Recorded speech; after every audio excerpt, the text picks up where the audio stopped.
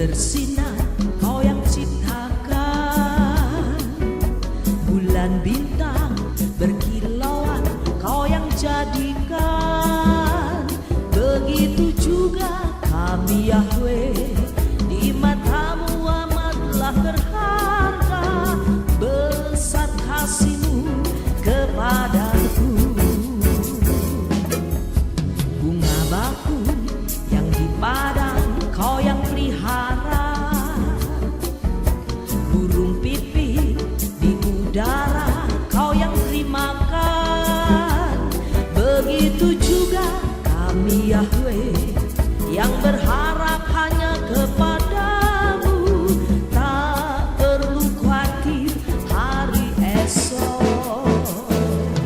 Ku bersyukur karena kasih setiamu selalu baru. Seperti fajar berkah tiap janjimu. Pelihara hidupku hari ini, esok dan selamanya.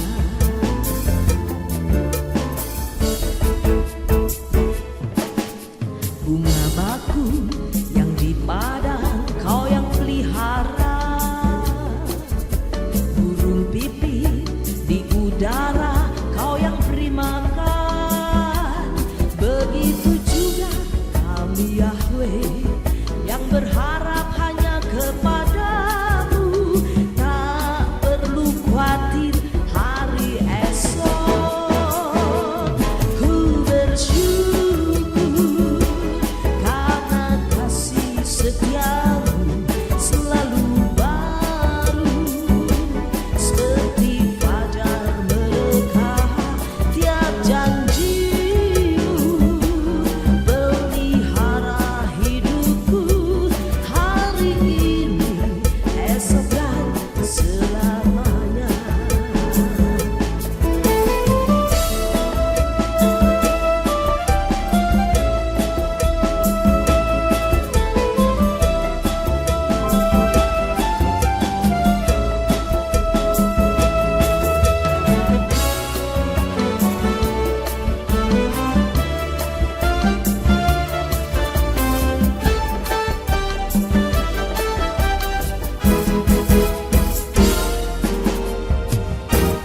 Ku bersyukur karena kasih setiamu selalu baru.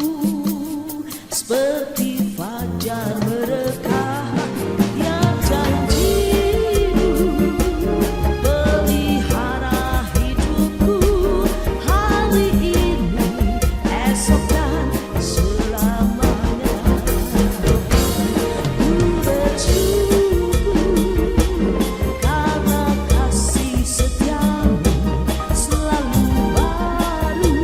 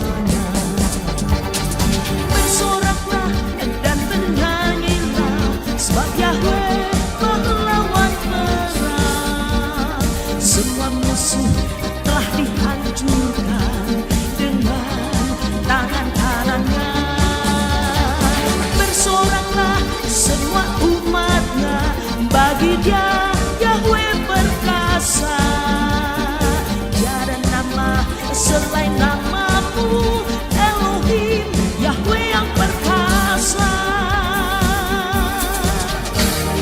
Pujilah puji bagi Yahweh yang maha tinggi.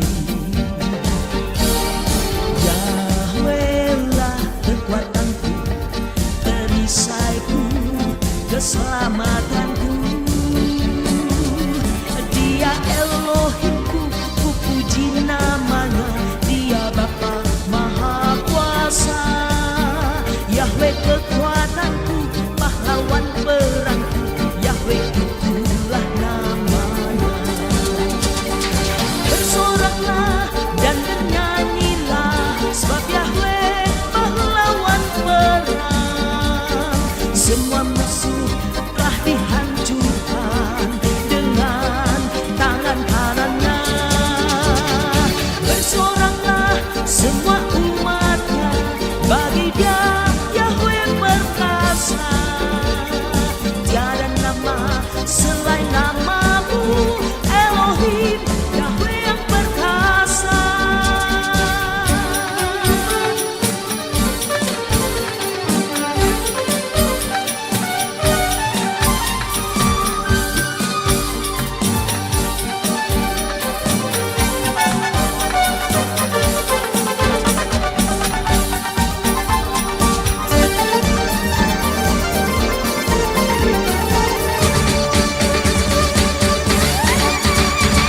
Bersoraklah dan bernyanyilah, sebab Yahweh pahlawan perang. Semua musuh telah dihancurkan dengan tangan kanannya. Bersoraklah semua umatnya, bagi Dia Yahweh perkasa. Tiada nama selain namamu Elohim Yahweh yang perkasa. Tiada nama selain namamu Elohim Yahweh yang perkasa.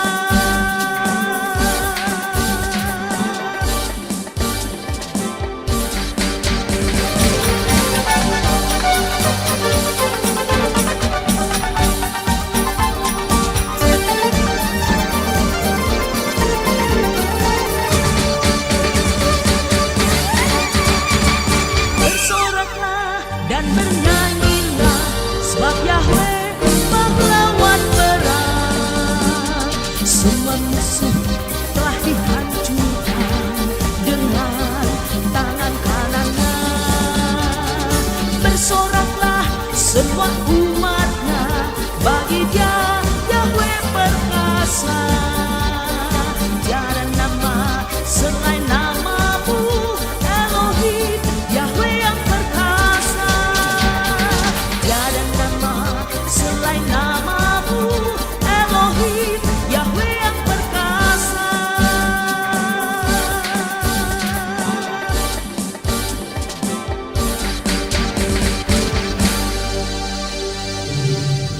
Percaya Engkau sama menyelesaikannya. Kami serahkan ibadah pagi hari ini ke dalam tangan. Tapi unggal kuasa kudus memenuhi tempat ini, memenuhi setiap hati kami. Biar kami mendapatkan cinta kita kepada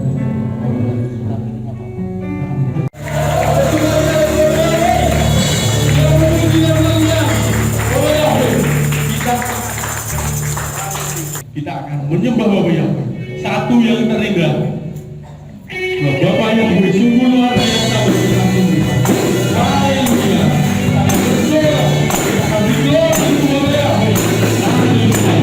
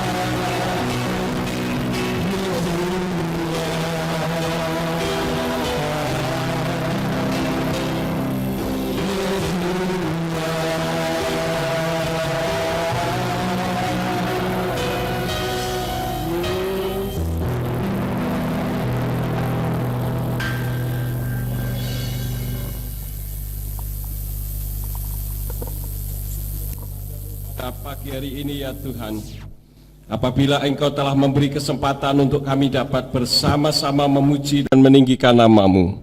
Sekarang waktunya untuk kami mendengar isi hati Tuhan.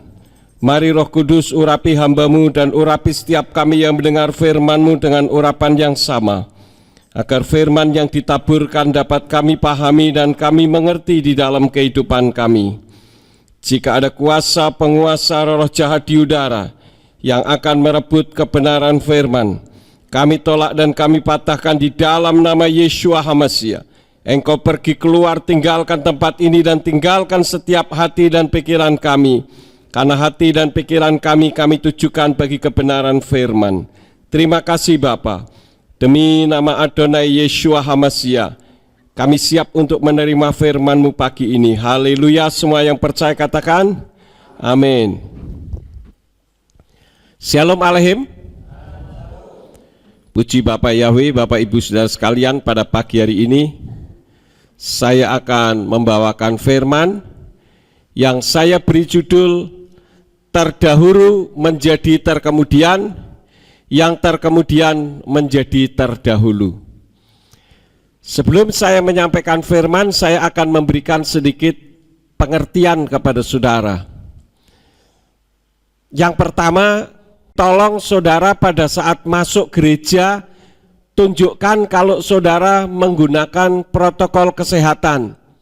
Perlu diketahui bahwa gereja-gereja di Ambarawa itu belum ada yang buka ibadah, baru tempat kita. Jadi saya mohon supaya kita mematuhi peraturan pemerintah. Bagaimana kita bisa mematuhi perintah Tuhan kalau kita tidak mematuhi perintah pemerintah kita? Kemarin pada saat kita melakukan doa penghiburan di rumah almarhum Bapak Supriyadi, Pak Iyub mendapatkan statement pernyataan dari Tuhan supaya saudara belajar untuk menjadi orang yang taat. Karena itu pada pagi hari ini saya ingin menyampaikan sekali lagi supaya ketika saudara masuk, saudara ikuti protokol kesehatan. Karena kalau misalkan ada di antara kita yang terkena COVID, walaupun kita sehat, nanti gereja kita ditutup. Saudara rela enggak gereja kita ditutup? Oleh karena itu, lakukan protokol kesehatan, ya. Jadi usahakan bawa face shield atau pelindung wajah, kemudian masker. Kemarin ada seorang hamba Tuhan yang melihat saya khotbah menggunakan seperti ini, ada yang ngomong, khotbah kok pakai face shield? Bagi saya enggak masalah. Kita ini belajar untuk taat kepada pimpinan. Pimpinan kita adalah pemerintah yang benar, dan pemerintah kita saat ini benar. Dan jangan untel-untelan di belakang karena di depan masih banyak yang kosong. Kita perlu belajar dari orang Islam. Kalau pergi ke masjid, orang datang dulu, mereka duduk di mana? Depan atau belakang? Kalau kita? Ya, gimana tuh? Jadi kita belajar dari yang benar, ya. Kalau saudara mendapatkan berkat, inginnya yang depan apa belakang? Kenapa enggak di belakang? Enggak kumanan. Ya, karena itu mari jangan wah saya enggak berani duduk di situ, itu duduk tempat duduknya si A, si B, enggak. Ini bebas saja. Usahakan yang datang lebih awal duduk di depan. Ya. Dan saya video itu sengaja, saudara-saudara, supaya menunjukkan ketertiban gereja kita terhadap peraturan pemerintah. Paham, saudara-saudara? Kemarin pada saat Pak Iyub menyampaikan pulang dari sana, Om Pen itu ngomong sama saya, wah itu Ruach HaKodes betul-betul berbicara. Saya ingin menyampaikan bahwa apa yang saya sampaikan kepada saudara bukan untuk merugikan saudara, tapi semuanya untuk supaya saudara diberkati oleh Tuhan. Amin ya. Jadi tolong minggu depan mulai kita belajar untuk tertib supaya gereja kita mendapatkan poin sehingga gereja kita memang layak untuk bisa ibadah. Paham saudara-saudara? Paham ya? Baik Bapak Ibu saudara sekalian, untuk itu saya mengucapkan terima kasih kepada saudara yang belajar untuk mendengarkan suara saya. Baik, saya akan menyampaikan yang terdahulu menjadi terkemudian, yang terkemudian menjadi terdahulu. Ayatnya kita buka terlebih dahulu sebagai dasar kebenaran firman di dalam kitab Matius pasal yang ke-19 ayat yang ke-30. Dan banyak yang pertama akan menjadi yang terakhir, dan yang terakhir yang pertama. Jadi terjadi kebalikan, saudara-saudara. Biasanya yang terdahulu menjadi terkemudian itu yang model seperti apa? Ini berbicara tentang dunia rohani, saudara-saudara. Yang terdahulu menjadi terkemudian biasanya adalah Kristen tradisi. Dari dulu, sejak di dalam rahim ibu, saudara sudah Kristen. Itu Kristen tradisi. Tetapi kehidupannya tidak mencerminkan apa yang tertulis di dalam kitab suci. Kenapa? Karena tidak ngerti isinya. Karena itu seperti yang saya sampaikan kemarin, ketika saya melihat ada banyak orang-orang jadi mu'alaf, dan ternyata mereka tidak memahami kebenaran firman, saya bilang go ahead, silahkan saja. Di dalam kekristenan juga di hadapan Tuhan tidak punya nilai, saudara-saudara. Ya, jadi Kristen tapi mabok-mabokan masih jalan terus, perzinahan masih jalan terus, mencuri ya tidak pernah absen. Walaupun ada orang yang suka mencuri karena penyakit jiwa, kalau tidak salah namanya kleptomania. Duitnya banyak, tapi kalau tidak mencuri tidak enak. Kemudian orang-orang yang mengaku mu'alaf mendapatkan hidayah. Hidayah macam apa? Kalau orang yang dikatakan mendapat hidayah itu terjadi perubahan di dalam kehidupan dan mengenal kebenaran. Sekaligus ini untuk para mu'alaf yang pekerjaannya nyinyir, menjelek-jelekkan agama lamanya. Padahal kalau saya pelajari apa yang dia ucapkan, mereka yang menjelek-jelekkan kekristenan itu karena tidak memahami kebenaran firman. Kalau orang memahami firman, tidak akan meninggalkan kekristenan, tetapi terjadi perubahan hidup, yaitu perubahan moral dan etika. Kalau kita mengaku sebagai murid Tuhan, tetapi moralitas kita, etika kita tidak terjadi perubahan, mungkin di depan saudara yang lain, di dalam gereja, saudara terhormat, karena memang layak dihormati, tetapi tidak di hadapan Tuhan. Dan ini yang harus kita pelajari dengan baik, saudara-saudara. Kenapa? Karena orang tersebut belum lahir baru. Jadi intinya, orang benar di hadapan Tuhan itu bukan karena lamanya jadi Kristen, bukan karena usianya semakin tua. Orang bilang katanya semakin tua banyak pengalaman, benar. Tetapi tidak demikian halnya di dalam kekristenan. Kebenaran ditentukan dari sejak orang itu lahir baru.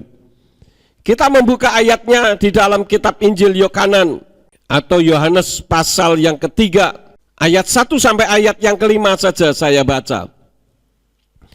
Dan ada seorang dari antara orang-orang Farisi, namanya Nikodemus, seorang pemimpin orang-orang Yahudi. Dia ini datang kepada Yeshua malam hari dan berkata kepadanya, Rabi, kami tahu bahwa engkau telah datang dari Elohim sebagai guru, karena tidak seorang pun sanggup melakukan tanda-tanda yang engkau lakukan ini, kecuali Elohim ada bersamanya. Yeshua menjawab dan berkata kepadanya, sesungguh-sungguhnya aku berkata kepadamu, jika seseorang tidak dilahirkan dari atas, ia tidak dapat melihat kerajaan Elohim. Nikodemus berkata kepadanya, bagaimana mungkin orang dilahirkan setelah menjadi orang tua? Dapatkah dia masuk kedua kalinya ke dalam rahim ibunya dan dilahirkan? Yeshua menjawab, sesungguh-sungguhnya aku berkata kepadamu, jika seseorang tidak dilahirkan dari air dan roh, dia tidak dapat masuk ke dalam kerajaan Elohim. Jadi penentuan menjadi orang terdahulu atau terkemudian terletak pada kelahiran baru, saudara. Yang dimaksud lahir baru atau bertobat itu bukan dari hidupnya jahat menjadi tidak jahat. Itu baru adanya penyesalan. Yang disebut bertobat adalah dari hidup yang lama, hidup yang jahat menjadi hidup yang baik, tetapi sesuai dengan firman Tuhan, yaitu mengenal siapa Tuhan yang sesungguhnya. Jadi bukan hanya sekedar perubahan hidup, tetapi sampai kepada pengenalan akan Tuhan. Bisa dipahami, saudara-saudara? Dan biasanya yang terkemudian menjadi terdahulu adalah Kristen pertobatan. Saya sudah membuat video perbedaan antara murtadin dengan mu'alaf. Kalau mu'alaf dia menjadi agama lain, menjelek-jelekan agama lamanya, menunjukkan dirinya orang hebat, karena itu yang menjadi jualan di dalam kehidupannya. Kalau tidak seperti itu tidak laku. Dia menjadi mu'alaf, mengajar, jadi ustadz dadakan, ustadz kagetan kalau saya boleh katakan. Saya punya banyak teman ustadz-ustadz, kiai-kiai besar. Mereka rendah hati, mereka bisa menerima kepercayaan saya dan tidak pernah mencela saya. Tetapi ini ustadz kagetan ini, kiai kagetan, baru saja mengenal Islam, mengerti isi Al-Quran juga tidak, pekerjaannya menjelek-jelekan. Kenapa hal itu bisa terjadi? Karena menganggap bahwa di dalam kekristenan banyak hal kontradikti atau sesuatu yang dia tidak mengerti secara akal manusia, sehingga dianggap kitabnya umat Nasrani itu kitab yang salah. Orang yang terkemudian menjadi terdahulu adalah orang yang meninggalkan hidup lama, menjadi hidup yang baru. Ya, contohnya siapa di dalam kitab suci, saudara-saudara? Rabi Saul. Rabi Saul itu dulunya penganiaya umat, dulunya orang yang anti dengan kekristenan.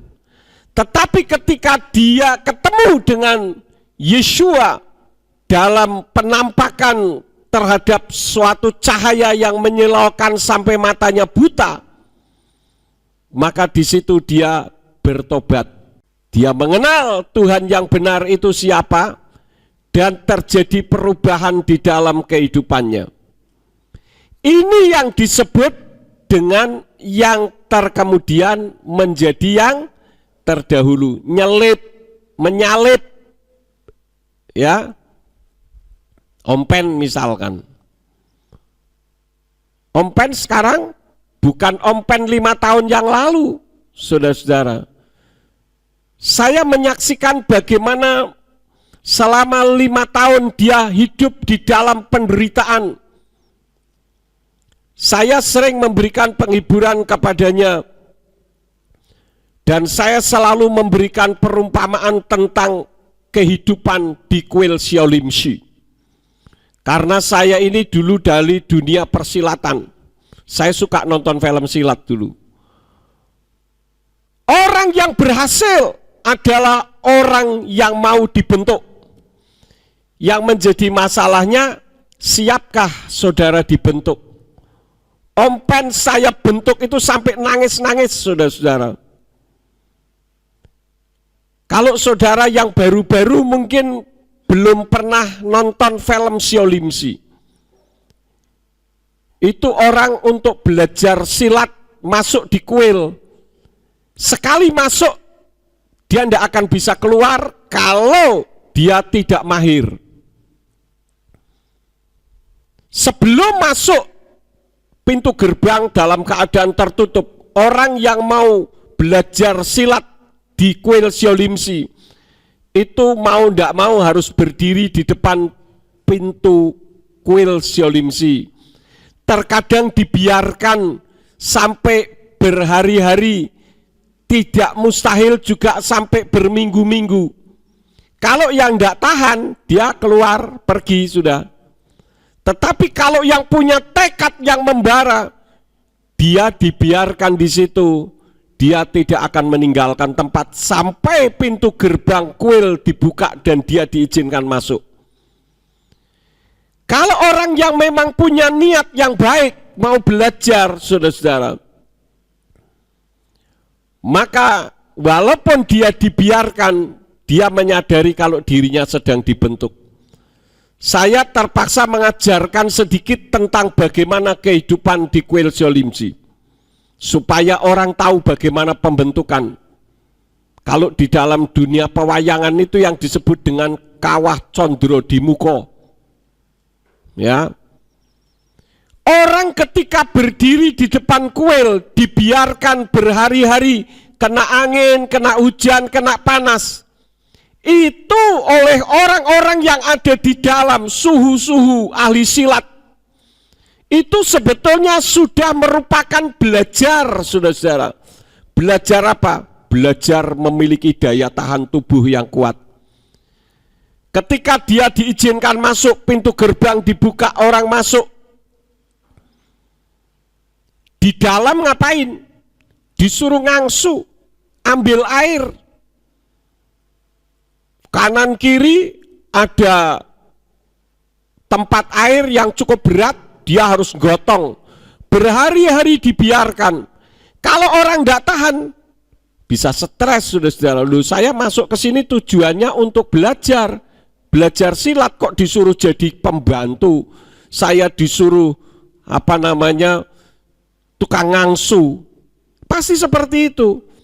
Tanpa dia menyadari bahwa sebetulnya ketika diperintahkan untuk membawa air itu sebetulnya adalah latihan fisik, kekuatan otot-ototnya.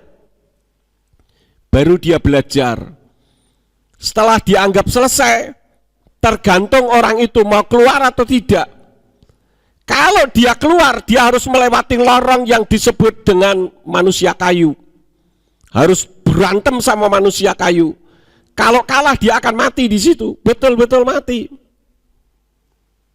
Dan ketika sudah berhasil mengalahkan manusia kayu, ketika akan keluar ke pintu gerbang, di situ ada gentong besar yang ada capnya naga, di dalamnya ada apinya yang membara. Bagaimana untuk bisa membuka pintu gerbang supaya keluar ke dunia luar? Orang itu harus gotong mindah, saudara-saudara. Makanya orang-orang kuil Siolimsi itu kalau keluar ini ada tatonya semua. Tato naga. Itu karena dia sudah memiliki kekebalan tubuh untuk mengangkat gentong memindahnya. Sehingga ketika keluar dia akan menjadi orang hebat.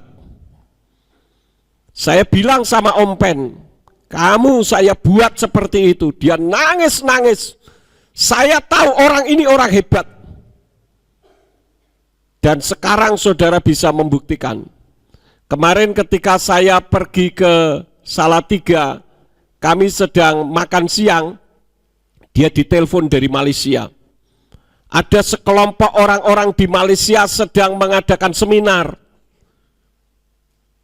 Minta supaya ada video call untuk memberikan kekuatan. Dan sekarang dia sedang trending topik seluruh dunia. Bukan itu tujuannya. Sampai ada orang mengatakan begini, kok baru ya ada orang murtadin yang demikian luar biasa. Selama ini kemana saja, kok 5 tahun baru muncul. 5 tahun dia ada di dalam gemblengan kuil Siolimsi Ambarawa. Saudara-saudara, dia nangis-nangis. Kadang saya peluk dia seperti seorang anak kecil. Karena saya sayang sama dia. Dan saya ingatkan, saya bukan hanya sayang kepada dia, tetapi saya sayang kepada setiap saudara. Karena saudara juga merupakan bagian dari kehidupan saya. Cuman yang jadi masalahnya kadang kita yang disayang tidak bisa belajar untuk taat. Ini yang jadi permasalahannya.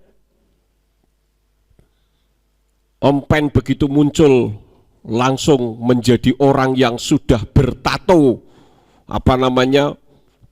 naga, saudara-saudara. dia menjadi orang yang hebat. Hari ini beliau tidak bisa hadir karena sakit gigi. Ya, sejak semalam dia sudah meronta-ronta kesakitan. Tapi yang luar biasa, dia bilang apa? Dad, bawa mobil saya untuk berangkat ke gereja. Supaya Dedi juga bisa menikmati berkat yang Tuhan percayakan kepada saya. Saya terharu, saudara-saudara. Dia betul-betul menjadikan saya ayahnya. Kalau saya omelin dia hanya bisa menangis. Tidak pernah bantah. Karena dia tahu saya tidak akan menjerumuskan dia. Dan saya pun kalau marah kepada saudara, karena saya tidak pernah memiliki rasa benci kepada saudara. Karena saya sangat sayang kepada saudara. Dan itu sering saya saksikan bagaimana kasih sayang saya kepada saudara. Saya doakan setiap saya berdoa supaya semua saudara bukan berbicara soal berkat secara jasmani dalam bentuk materi, tidak. Kalau saudara nanti keluar lihat mobil yang mereknya F, belakangnya NG, itu yang Tuhan percayakan kepada Om Pen. Dia diminta untuk beli mobil, milih sendiri. Karena dari awal dia inginnya R3, maka dia pilih R3. Ternyata masih ada sisa uang. Saya bilang, kembalikan. Kamu harus punya mental yang berbeda. Jangan memak up dan jangan membohongi orang yang sudah menjadi berkat. Apa yang dia lakukan? Dia ikuti, saudara-saudara. Saya bilang kalau memang itu berkat untuk kamu, dia yang memberi berkat tidak akan meminta. Bahkan dia akan bisa memberikan respon bahwa kamu adalah orang yang jujur. Kemarin memberitahu, saudara-saudara, kalau orangnya sudah ditelepon, kemudian Om Pen bilang, Pak, saya beli mobil ada kelebihan, saya kembalikan. Dia bilang apa? Yang memberi mobil, enggak usah kembalikan. Malah saya rindu, kamu kan pengen punya rumah pemulihan. Doakan supaya proyek istri saya belakangan ini terrealisasi. Sehingga saya bisa membelikan rumah pemulihan. Paling tidak saya ikut urun. Coba saudara-saudara. Zaman sekarang mana ada harga 1 juta bisa jadi 2 juta atau 3 juta. Padahal gajinya sudah gede. Ini orang yang tidak punya mental yang baik. Saya mendidik baik Om Pen maupun saudara menjadi orang yang punya mental yang baik. Mempunyai etika yang baik. Supaya nama Bapak Yahweh Besem Yeshua Hamasya Waruah HaKodes dipermuliakan. Nah, Bapak Ibu Saudara sekalian, kembali kepada firman. Kalau kita melihat di dalam kitab Matius pasal yang ke-19 ayat yang ke-30, yang lebih penting yang diperhitungkan oleh Bapak Yahweh, dan itu sesuai dengan tradisi orang Yahudi, meskipun bagi orang Yahudi ada tradisi yang tidak sesuai dengan kebenaran firman, dan saya sudah menyampaikannya, yaitu soal gender. Orang Yahudi itu membedakan gender. Perempuan itu dianggap kelas 2, sehingga dianggap tidak terlalu penting. Makanya ketika saya tanya, Yakub anaknya ada berapa? Orang bilang 12. Tidak, anaknya Yakub itu 13. Ada satu yang jarang disebut, yaitu siapa? Dina. Karena Dina itu perempuan. Dan pada saat ini saya tidak akan mengkhotbahkan tentang hal itu. Tetapi saya ingin menyampaikan bahwa tradisi orang Ibrani itu pun tertulis dalam kitab suci, di mana yang lebih penting yang diperhitungkan oleh Yahweh itu yang muncul terlebih dahulu. Contohnya, saya akan ajak saudara untuk berpikir sejenak ya. Tolong perhatikan, nanti saya tanya, saudara jawab. Salah tidak ada hukumannya. Kalau saudara jawab salah, saudara tahu kebenarannya, saudara tidak akan mungkin salah lagi. Paham ya? Sekarang kita buka di dalam Kisah Rasul pasal yang ke-7. Jadi saudara mau tidak mau harus belajar untuk mendengarkan firman. Kisah Rasul pasal yang ke-7 ayat yang ke-4. Saya akan baca, perhatikan, dan nanti saya mau tanya. Lalu setelah keluar dari negeri orang Kasdim, ia tinggal di Haran. Dan dari sana setelah ayahnya meninggal, Elohim memindahkannya ke negeri ini, tempat yang sekarang kamu diami. Ini yang ngomong siapa? Nah, coba saya ulang sekali lagi ya. Lalu setelah keluar dari negeri orang Kasdim, ia tinggal di Haran. Dan dari sana setelah ayahnya meninggal, Elohim memindahkannya ke negeri ini, tempat yang sekarang kamu diami. Yang bicara siapa? Bukan Elohim. Ini merupakan kesaksian seseorang. Coba lihat perikopnya di atas. Jadi yang ngomong siapa? Stefanus. Dia sedang bersaksi, ya. Dikatakan di sana yang disebut dia itu siapa? Ayo belajar firman pagi ini. Saya ajak kita berinteraksi. Abraham, betul. Abraham yang sedang jadi topik pembicaraan Stefanus, di mana Stefanus mengatakan Abraham meninggalkan Haran setelah Terah ayahnya mati. Perhatikan, setelah Terah ayahnya mati. Sekarang kita lihat Kejadian 11. Saudara garis bawahi dulu tentang Terah mati ya. Setelah Terah mati baru Abraham keluar dari Haran. Sekarang kita lihat Kejadian 11 ayat yang ke-32. Dan usia Terah adalah 205 tahun dan matilah Terah di Haran. Jadi Terah mati dalam usia berapa? 205 tahun. Berarti saat itu Abraham berusia berapa? Nah, mulai bingung kan? Saya ajar saudara hari ini matematika rohani. Ayo. Saat itu ketika Terah mati berusia 135 tahun ketika dia meninggalkan Haran, karena Terah memperanakkan Haran di usia 70 tahun. Di mana ayatnya? Kejadian 11 ayat yang ke-26. Lihat Kejadian 11 ayat 26. Dan Terah berusia 70 tahun dan dia memperanakkan Abram, Nahor, dan Haran. Saya ulang lagi ya. Terah mati usia 205. Berarti saat itu Abraham berusia 135 tahun ketika meninggalkan Haran, karena Terah memperanakkan Abraham di usia 70 tahun. Dari mana angka 70 tahun itu didapat? 205 dikurangi 135.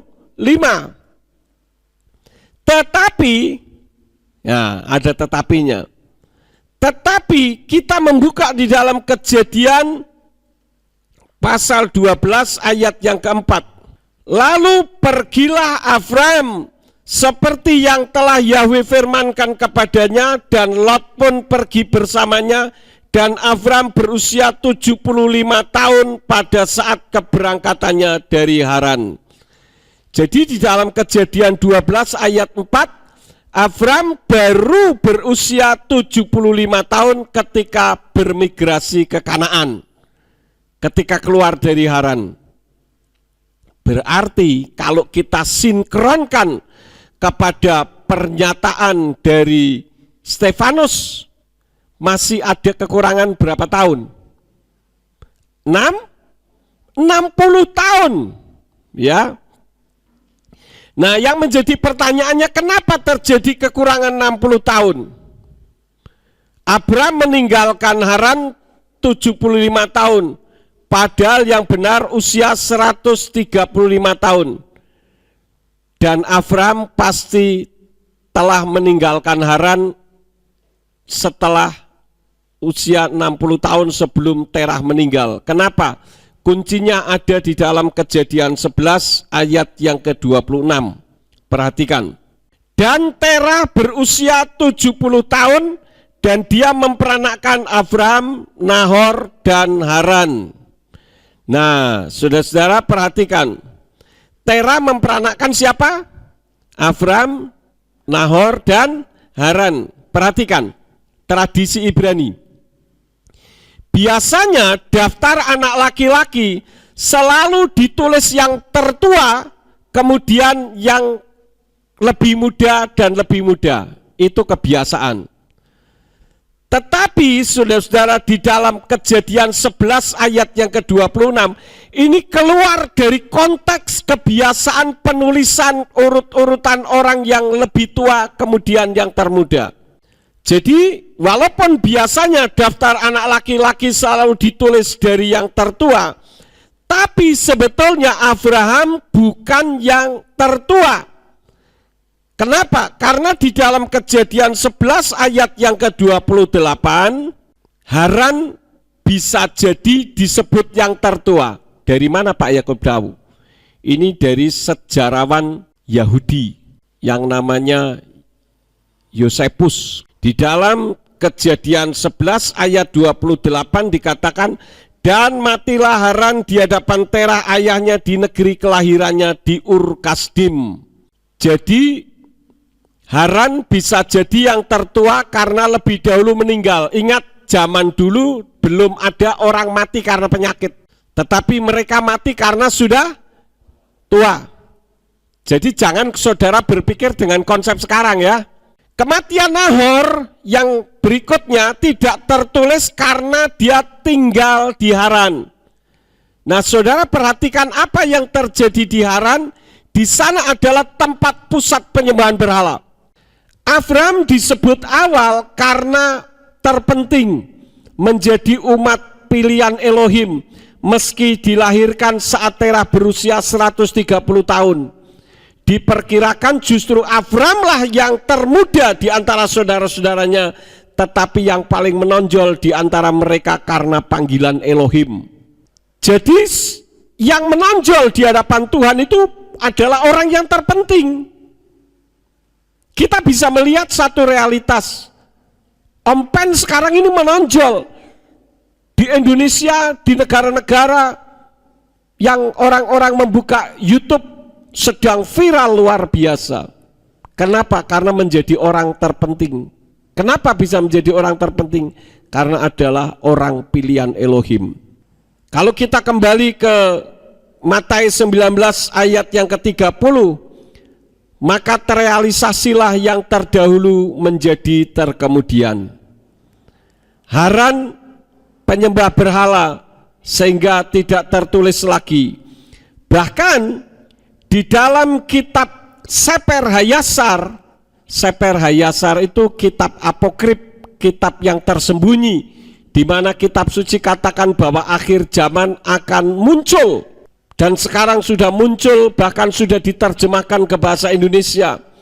Kitab Seper Hayasar atau kitab orang jujur, pada pasal yang ke-12 ayat yang ke-26 dikatakan, saat Abram dan Haran dibakar Nimrod, Haran mati karena terbakar bersama dengan 12 orang yang mengusung memasukkan ke tungku perapian atas perintah Raja Nimrod.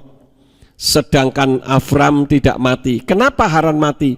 Karena dia memiliki hati tidak seperti Abram memiliki hati terhadap Yahweh. Jadi hati-hati saudara-saudara. Jaga sikap hati dan motivasi kita. Karena kalau sikap hati dan motivasi kita sudah melenceng, Boleh seluruh dunia mengagung-agungkan saudara, tetapi di hadapan Bapa Yahweh tidak ada apa-apanya. Jadi Avram disebut awal karena menjadi orang yang terpenting di hadapan Elohim, menjadi orang pilihan Elohim, meskipun saat dilahirkan saat Terah berusia 130 tahun. Jadi diperkirakan justru Avramlah yang termuda di antara saudara-saudaranya, tetapi yang paling menonjol di antara mereka karena panggilan Elohim. Ini adalah tradisi Yahudi yang dipadukan dengan kebiasaan yang Tuhan mau. Tetapi kalau orang tidak memahami firman, orang akan mengatakan firmanmu salah. Bisa dipahami saudara-saudara. Nah inilah yang harus kita pelajari kebenaran firman. Jadi saudara membaca firman itu jangan seperti orang baca komik. Pikirkan, renungkan, kemudian direkonstruksikan, baru saudara akan mengetahui. Jadi Abraham itu sebetulnya yang paling muda tetapi bisa ditulis paling awal. Jadi bukan karena kitab sucinya salah. Dan itu merupakan realisasi dari kitab Matius 19 ayat yang ke-30 tadi. Yang terdahulu menjadi terkemudian. Haran sebagai penyembah berhala tidak tertulis lagi, selesai sudah. Mungkin saudara akan berkata, "Oh, puji Tuhan Pak, saya tidak menjadi penyembah berhala seperti Haran." Tetapi jika kita tidak memahami firman, sekali lagi ini dianggap satu kekeliruan. Tetapi kalau kita kembali kepada firman, yang terkemudian menjadi yang terdahulu, yang terdahulu menjadi yang terkemudian. Gereja ini muncul tahun berapa saudara-saudara? Mulai ada di tempat ini tahun berapa Pak Cito, ingat enggak? 2006. Tetapi baik secara fisik, khususnya secara rohani, kita lebih daripada yang lain. Kenapa? Itu membuktikan kita benar dan Bapa Yahweh menyertai kita semuanya. Ini yang terkemudian menjadi yang terdahulu. Kalau Om Pen sudah jelas. Begitu muncul semua orang kaget dan mata terbelalak. Kok ada ya seperti ini? Beliau menyaksikan bahwa bertahun-tahun berada di dalam didikan seperti orang yang sedang ada di dalam kuil Syolimsi. Ketika keluar dengan ilmu yang sudah ada, dia mampu menyanggah semua yang diucapkan oleh para mualaf. Karena itu saya katakan, belajarlah saudara percaya dengan apa yang saya sampaikan. Belajarlah taat dengan apa yang saya sampaikan. Kenapa? Karena saya tidak pernah merugikan saudara. Nah sekarang saya mau tanya, tolong jawab. Bedanya duduk di belakang dengan di depan itu apa? Ayo, siapa yang mau jawab? Nyaman di belakang. Kenapa nyaman di belakang? Ngantuk, tidak? Tapi tanpa disadari saya dari sini ngelihat. Saudara, kan saya lebih tinggi dari saudara. Saya lihat saudara ngantuk. Haleluya. Haleluya. Saudara-saudara, apa tadi ya? Bingung. Kita harus belajar dari umat Islam. Ada hal yang baik dari umat Islam. Kalau pergi ke masjid, yang datang dulu duduk di depan. Saya ngomong ini sudah berapa kali saudara? Berkali-kali. Saudara punya telinga? Kapokmu kapan? Saya sudah saksikan kerinduan hati saya gereja kita ini menjadi gereja percontohan. Nggak usah misalkan, jangan duduk di situ, itu tempat duduknya Pak Jito loh. Dudukin saja biar Pak Jito cari tempat lain. Paham saudara-saudara? Saudara mau mulai minggu depan berangkat awal duduk di depan? Sudah dari dulu.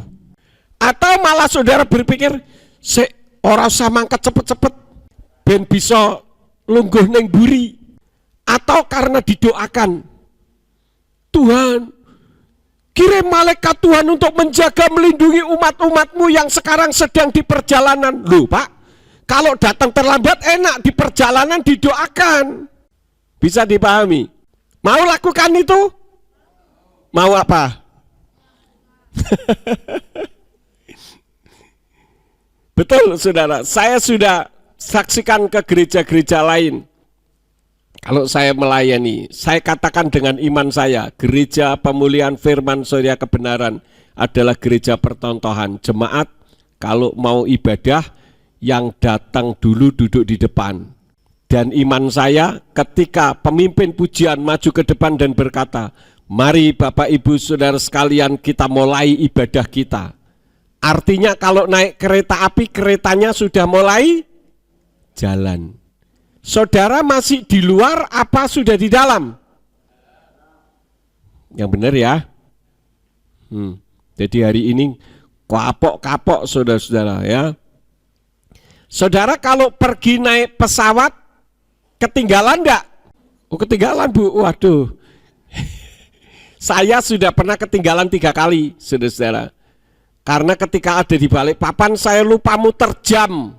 Kan di Balikpapan 1 jam lebih awal. Saya santai-santai saja begitu sampai di tempat, Pak pesawatnya sudah mundur Pak. Waduh lah pesawat sudah mundur ya tidak mungkin disuruh maju lagi. Akhirnya saya tertinggal. Karena keteledoran saya begitu datang sampai di counter tiketing. Pak ini besok Pak, bukan hari ini. Loh saudara-saudara pengen nggak ketinggalan malah salah hari. Ya, saya sudah 3 kali hal itu terjadi. Yang ketiganya ketika datang di jalan macet ini kepala sudah kemot-kemot saudara-saudara. Sampai di tempat tertinggal.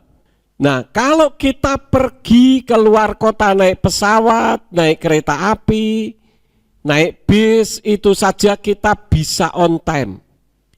Jujur saudara berani tidak berkata kepada diri sendiri, mulai minggu depan aku tidak akan datang terlambat. Siapa yang berani komitmen dengan diri sendiri mulai minggu depan saya tidak datang terlambat, tolong angkat tangan. Belum semua. Pak Peter Purnomo dengan rekan-rekan dari Semarang, mereka lebih jauh. Tapi mereka bisa lebih dulu datang ke tempat ini. Bu Hendro, Bu Rahel.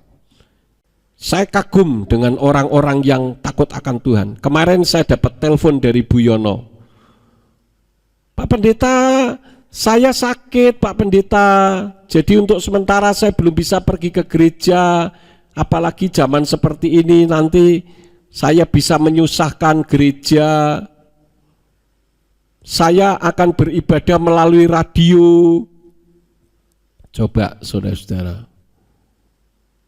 Dan beliau ada bersama dengan kita. Ini orang-orang sederhana. Tetapi Bu Hendro tidak pernah terlambat. Bu Rahel juga begitu. Hari ini agak terlambat kali Bu Rahel ya. Oh enggak terlambat, coba bayangkan saudara-saudara. Contohlah yang seperti ini ya. Karena kalau untuk dunia saja bisa, untuk Tuhan seharusnya bisa. Amin. Amin. Amin. Ojo amin amin tok. Tapi harus dilakukan ya. Saya itu tidak biasa ke gereja terlambat, saudara-saudara. Tapi ada pendeta yang senang dengan keterlambatannya. Bahkan kalau datang lebih awal, jangan masuk dulu Pak, tunggu di sini. Nanti ketika pemimpin pujiannya sudah lemes, ya karena nunggu pendetanya kok enggak muncul, baru muncul. Sepatunya bunyi kelotak, kelotak, kelotak, semua orang lihat. Malaikat Tuhan baru datang. Waduh, yang terdahulu menjadi terkemudian. Kembali kepada firman. Mungkin saudara berpikir, saya Pak bukan penyembah berhala seperti Haran. Oke, saudara bukan penyembah berhala. Tapi apa kata firman Tuhan tentang penyembahan berhala? Kita membuka Kolose pasal yang ketiga, ayat yang kelima. Mari kita ucapkan bersama-sama. Kolose 3 ayat 5. Ya, itu di capture sudah ada. Mari kita ucapkan dengan suara yang keras. Kalau saya bilang suara yang keras, suaranya yang keras ya. Sampai telinga saudara mendengar suara saudara sendiri. Siap? 2, 3. Oleh karena itu, matikanlah bagian-bagianmu atas keduniawian, yaitu percabulan, kenajisan, hawa nafsu, hasrat, dan keserakahan yang sama dengan penyembahan berhala. Jadi saudara tidak menyembah berhala, tapi kalau sifat-sifat ini masih ada dalam dirimu, di hadapan Tuhan engkau sedang menyembah. Bagaimana dengan gereja-gereja lain yang tidak mau menyebut nama Tuhan yang benar? Jelas itu merupakan penyembahan berhala. Karena nama Allah itu bukan nama sesembahan kita. Kita membuka di dalam kitab Keluaran pasal yang ke-23. Keluaran pasal yang ke-23 ayat yang ke-13. Ini adalah perintah Yahweh. Jangan ada lagi saudara yang nonton YouTube ini mengatakan Tuhan tahu isi hatiku. Kalau Tuhan tahu isi hatimu, apa isi hatimu? Menyembah kepada Yahweh? Kenapa mulutmu tidak menyembah kepada Yahweh? Bukankah kitab suci katakan apa yang keluar dari mulut berasal dari hati? Kalau dikatakan Tuhan tahu isi hati, Dia memang tahu dan maha tahu. Kalau tidak maha tahu, Dia bukan Tuhan. Yang jadi masalahnya, kenapa kita berkata Tuhan tahu isi hatiku? Kenapa kita tidak mengatakan aku ingin tahu bagaimana isi hati Tuhan kalau aku mengganti namanya dengan sembarangan? Keluaran 20 ayat 7 ya. Diganti dengan sembarangan saja dilarang, apalagi diganti dengan sembarangan. Lebih-lebih di dalam Keluaran 23 ayat yang ke-13. Di sana dikatakan Ufkal asyar amarti alahem tisamru weshem Elohim akhirim lo taskiru lo yisama alpika. Dalam segala hal yang telah kufirmankan kepadamu, haruslah kamu waspada. Juga nama sesembahan-sesembahan lain jangan kamu sebut-sebut, itu jangan terdengar dari mulutmu.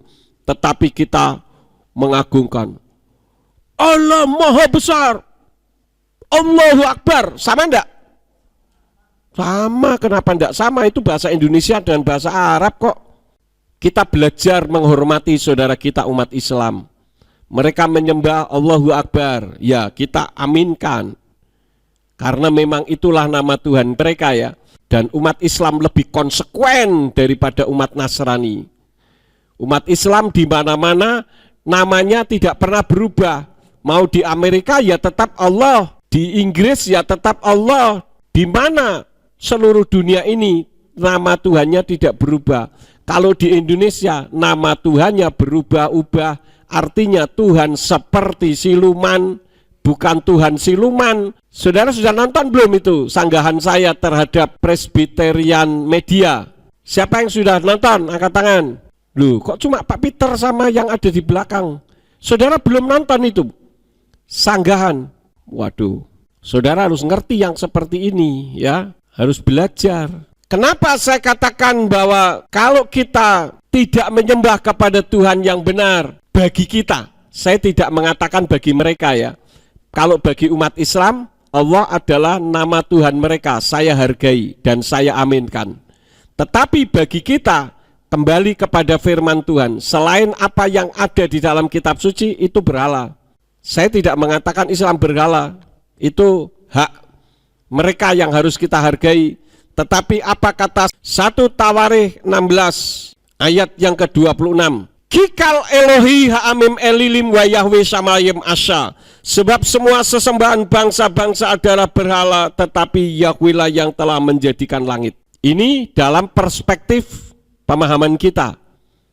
Kalau menurut pemahaman Islam, pemahaman Hindu, pemahaman Buddha, silahkan. Mereka bisa konsekuen dan menyembah kepada Tuhannya sendiri dengan benar.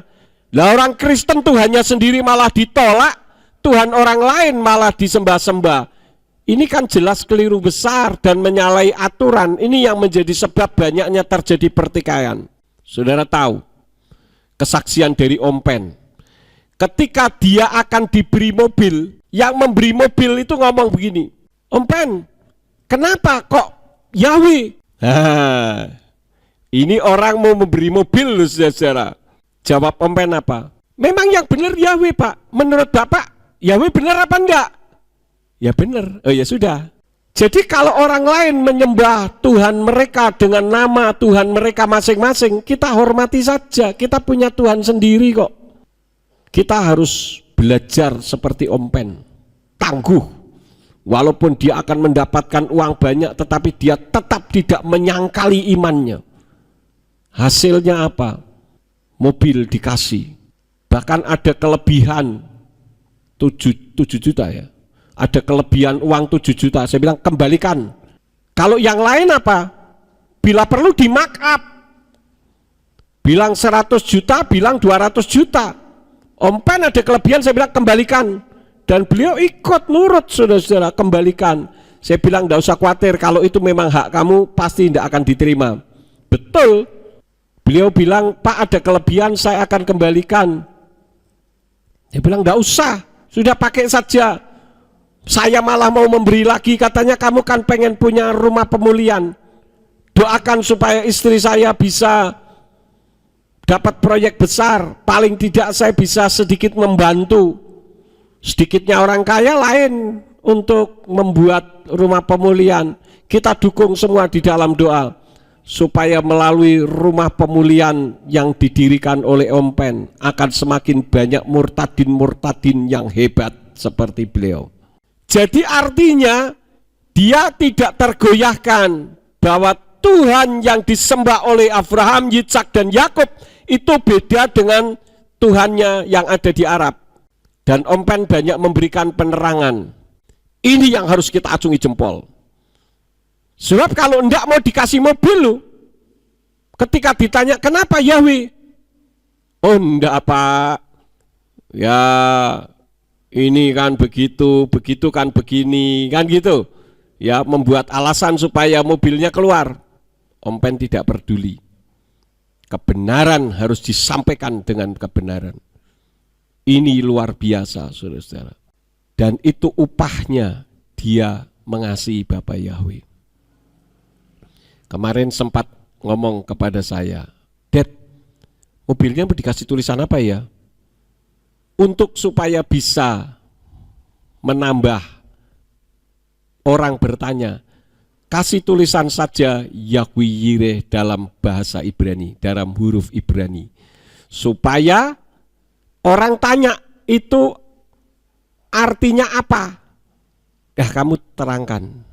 Kalau enggak tanya ya berarti mereka tahu. Dan saya melihat banyak jemaat sebetulnya tahu. Tetapi para pendeta, kamu membawa darahnya jemaat Tuhan. Kamu boleh mengatakan bahwa Kristen Arab tidak masalah. Masalah masuk surga, masuk neraka itu memang bukan urusan kita. Tetapi saya ingatkan memang untuk menerima kebenaran nama Yahweh itu karena kasih karunia. Ya, ada satu Alkitab baru yang disebut kabar baik berdasarkan Matius, seri Alkitab tanpa ragi. Saya merekomendasikan saudara kalau yang mau belajar firman untuk membeli kitab ini. Di sini Elohim diterjemahkan dengan dewa. Bagi saya tidak masalah. Kenapa? Karena Elohim itu juga dipakai untuk menyembah kepada dewa selain kepada Yahweh. Dan ini terjemahannya saya pelajari cukup bagus. Dan di dalam kitab Matius, saudara-saudara, pasal yang ke-11 ayat yang ke-27 dikatakan, semuanya telah diserahkan kepadaku oleh ayahku. Tidak akan ada yang memahami si putra selain si ayah, juga tidak akan ada yang memahami si ayah selain si putra, dan siapa yang si putra mau untuk menyingkapkannya. Bahasanya lebih lugas ya. Karena itu kalau saudara yang mau belajar, pelajari ini. Tidak masalah, saya rekomendasikan. Malah saya kemarin itu pada saat mau membeli kitab ini, yang membuat kitab ngomong apa? Dari Tan Paragi, ada channelnya Tan Paragi di YouTube. Untuk Pak Yakub, free, gratis. Nah, jadi ini saya dapat gratis, saudara-saudara ya. Dan saya bilang, tolong Bapak yang membuat tanda tangan. Saya tidak perlu sebut namanya karena memang beliau ini, kalau saudara nonton channelnya, wih luar biasa sekali. Hikmatnya dahsyat. Ya.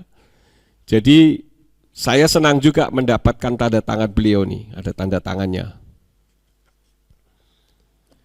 Kita ini menjadi umat Nasrani bukan hanya karena ikut-ikutan, harus ngerti firman. Hosea 4 ayat 6 katakan apa? Umatku binasa karena mereka tidak berpengetahuan. Bukan karena tidak berpengetahuan, tetapi karena menolak pengetahuan itu, menolak akan pengenalan itu. Jadi kalau saudara, kita semua yang ada di sini termasuk saya, bisa mengakui Yahweh Elohim, pencipta langit dan bumi, yang turun ke dalam dunia ini dalam wujud manusia, yaitu Yeshua HaMashiach, dan dia yang berdiam di dalam diri kita yang disebut Ruach HaKodes, yaitu Immanuel, Imuna Anaknu Elohim, Elohim yang berdiam di dalam diri kita. Itu semua karena anugerah kasih sayang Tuhan kepada kita. Kalau tidak, saya ini sudah berdialog dengan master, dengan sarjana teologi, dengan doktor teologi, nggak ngerti-ngerti juga, padahal hanya membedakan nama, sebutan, bahasa, dan budaya. Kacau, nggak karu-karuan. Saudara lebih tahu. Karena itu saya menghormati, saya menghargai saudara, dan saya salut kepada saudara. Saya bangga diizinkan Tuhan menggembalakan saudara. Saya bicara ini bukan karena di depan saudara, tetapi karena realitas, kenyataan, bahwa saudara lebih pintar daripada doktor teologi. Kenapa? Karena menggenapi firman Tuhan. Apa yang bodoh menurut dunia untuk dipakai Tuhan mempermalukan orang yang merasa diri pintar. Paham saudara-saudara? Jadi semangat tetap melayani Tuhan, tetap kasih Tuhan, dukung saya dalam doa, dukung Om Pen dalam doa. Kita saling mendukung, saling mendoakan satu dengan yang lain, sehingga ketika Tuhan panggil kita, kita berada dalam iman yang luar biasa. Paham saudara-saudara? Dan itu merupakan jaminan kepastian keselamatan. Saya tidak akan memperpanjang firman. Biarlah firman ini akan memberkati di dalam kehidupan saudara untuk mengerti firman. Walaupun ada banyak hal yang tidak mengerti, saudara bisa tanyakan kepada saya atau tanyakan kepada ketua MK masing-masing. Bapak Yahweh Besem Yeshua HaMashiach Ruach HaKodes menyertai dan memberkati kita semuanya. Amin.